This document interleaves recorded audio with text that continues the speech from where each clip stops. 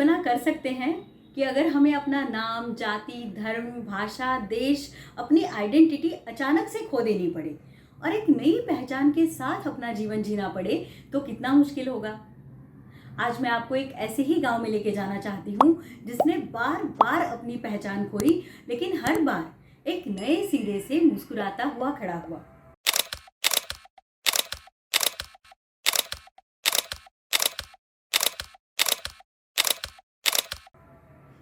भारत के उत्तरी छोर पर लद्दाख में भारत और पाकिस्तान के पास बसा हुआ ये गांव भारत की समृद्ध विविधता का एक खास नमूना है। A village divided by border, एक अनोखा गांव तुर्तुक। हिमालय और काराकोरम रेंज की नुब्रा वैली के पास बसा हुआ ये गांव बहुत ही अनोखा है, जिसे बार बार अपनी पहचान बदलनी पड़ी, खोनी पड़ी। अगर आप किसी भी स्ट्रेस में हैं, जॉब, प्रमोशन, बच्चे, एग्जाम्स, रिजल्ट्स, तो आज का वीडियो आपको ज़रूर देखना चाहिए, क्योंकि परेशानियां और बदलाव, इसके साथ किस तरह से सामना कर अपने जीवन में मुस्कुराते हुए आगे बढ़ना चाहिए, ये सिखाते हैं हमें तुर्तुक के रहवासी। इतिहासकारों के अनुसार यहाँ के जो सबसे पहले पूर्वज थे वो दार्दिक ट्राइब्स थे, जिसे लोकल भाषा में बोरप्रास कहा जाता है। और उस समय इस गांव का नाम हुआ करता था डुकटुक। उसके बाद यहाँ पर आए दो तुर्की सेनानी, चुनी और यांगट्रक, जिन्होंने इस गांव पर हमला बोलकर कब्जा कर लिया और इस गांव का नाम बदलकर रख दिया तुर्तुक। तब से तुर्की लोगों का यहाँ पर प्रभाव रहा। 19वीं सदी में यहाँ पर आए एक पर्शियन सूफी कवि सईद अल शाह हमदानी, और उन्हीं के साथ यहाँ पर आया इस्लाम। उस समय यहाँ सूफी पंथ बहुत फला फूला। 19वीं सदी के ख़त्म होते होते यहाँ के लोगों को वहाबी और सुन्नी इन जमातों में कन्वर्ट किया गया, इसीलिए यहाँ पर इस्लाम का प्रभाव रहा। तुर्तुक जो गांव है वहाँ के आसपास बुद्धिज़्म का बहुत प्रभाव है, इसीलिए इस गांव पर सम्मिश्र सभी संस्कृतियों का प्रभाव हमें नज़र आता है। शायद इन्हीं सब इन्फ्लुएंस की वजह से हमें इस गांव में कुछ खास बातें नज़र आई। उसमें सबसे पहला था यहाँ की मस्जिद। यहाँ की मस्जिद शायद भारत की एकमेव ऐसी मस्जिद होगी जहाँ महिलाओं को अंदर तक प्रवेश दिया जाता है। हम भी यहाँ अंदर तक जाकर प्रार्थना कर पाए और वहाँ के दर्शन ले पाए। अभी हम 14th सेंचुरी की मस्जिद में हैं। तब इस मस्जिद का जो फर्स्ट कंस्ट्रक्शन 14th सेंचुरी का है, सेकेंड 1690 का है, थर्ड 2001 का है और इसको कंप्लीट किया है 2007 में। अब एग्जैक्ट 1690 के से जब 2001 में इसको तोड़ के नया बना रहा था, तब किसी वॉलनट के तख्ते पे ये लिखा हुआ था, इसीलिए हमें ये एग्जैक्ट डेट पता चला। और इसमें 90% जो लकड़ी पुराना है, ये 5% इसमें नया और इसका पेंटिंग नया किया गया। और ये जो गेट जो है ये वाला नया, ये चौकाट पुराने, और वो दो चौकाट इनमें से एक उस फोर्ट का था, जिसे मैंने आपको ब्रीफ में बोला कि तुर्की के दो कजन भाई आए थे जिन्होंने वो फोर्ट पे हमला करने के बाद उसका लकड़ी काफ़ी इसमें यूज़ किया है। तो ये मीनारा तो 18th सेंचुरी के ये बात का है।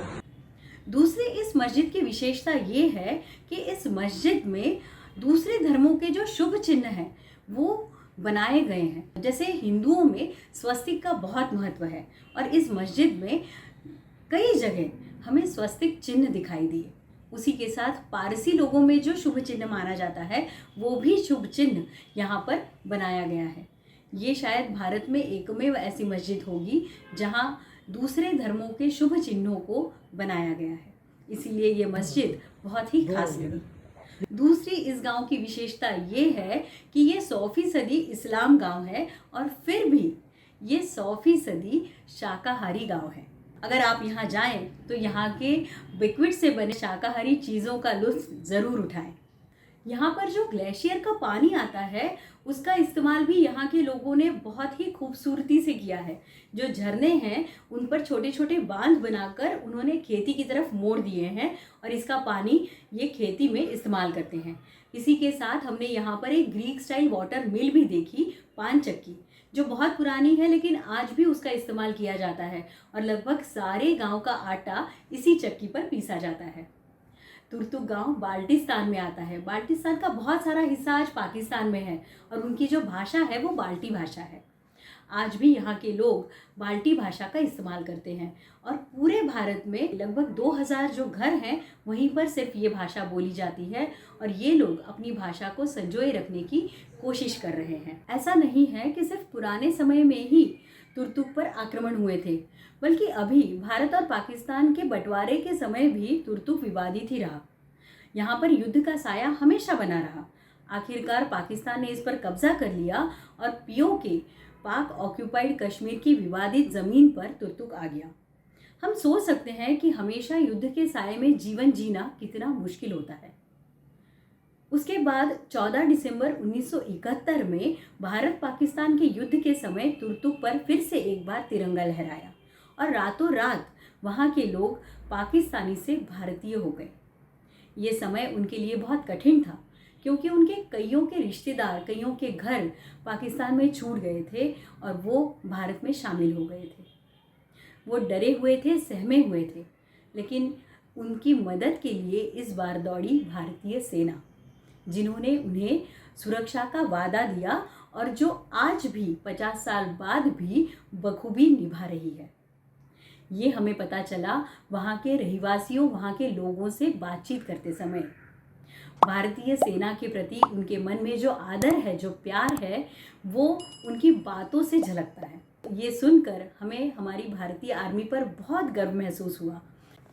लद्दाख के जो पहाड़ हैं वो बहुत ही सख्त हैं और वो उपजाऊ नहीं है, लेकिन तुर्तुक गांव की ज़मीन उपजाऊ है और यहाँ पर ग्लेशियर्स का पानी भी बड़ी मात्रा में पाया जाता है। वैसे ये शोक नदी के किनारे बसा हुआ गांव है, इसलिए पानी भी यहाँ अवेलेबल है, ज़मीन भी उपजाऊ है। इसीलिए पुराने समय से राजा महाराजाओं की खेती इसी गांव में हुआ करती थी।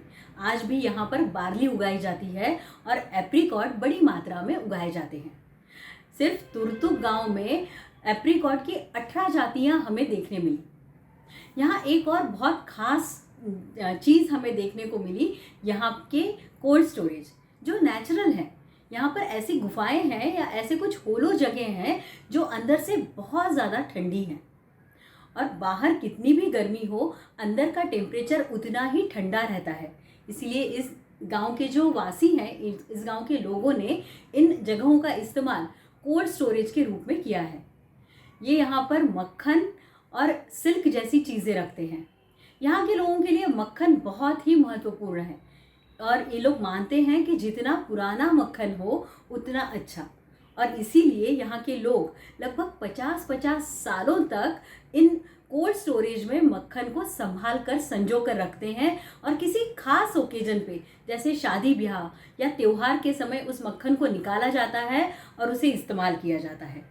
2010 के बाद ये गांव आम लोगों के लिए, आपके और मेरे जैसे लोगों के लिए खुला कर दिया गया और यहाँ की वादियाँ, यहाँ के नज़ारे, यहाँ का खान पान, ये सब देखने के लिए हम यहाँ जा सकते हैं।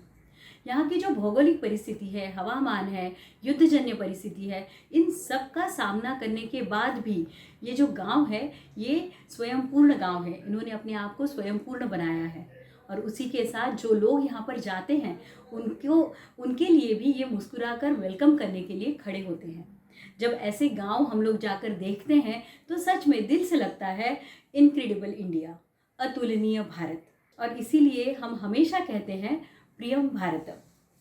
नमस्कार।